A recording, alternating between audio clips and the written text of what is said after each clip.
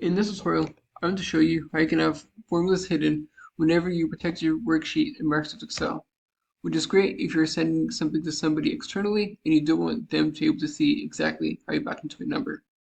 To show you how to do this, I'm going to unprotect the sheet and first highlight the range that you want to have the formulas hidden. Then right-click on that range and go down to Format Cells. From here, you're going to want to go all the way to the right where it says Protection. And you're going to see two boxes, Locked and Hidden.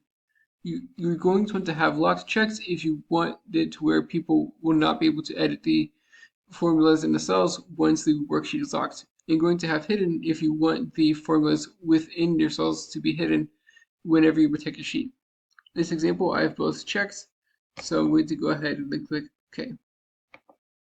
Now I'm going to go to Review tab and then click on Protect Sheet.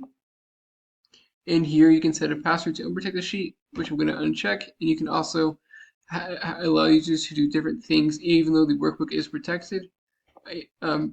So after I have this kind of customized to where I would want it to where I want it, I can click OK.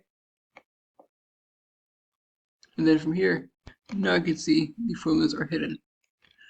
But if I unprotect the sheet, go back to Format Cells, then uncheck that box hidden. Now whenever I go to protect the sheet, you'll still be able to see the formulas. As I hope you found this helpful. If you did, like, subscribe, comment. Thank you for watching. Have a great day.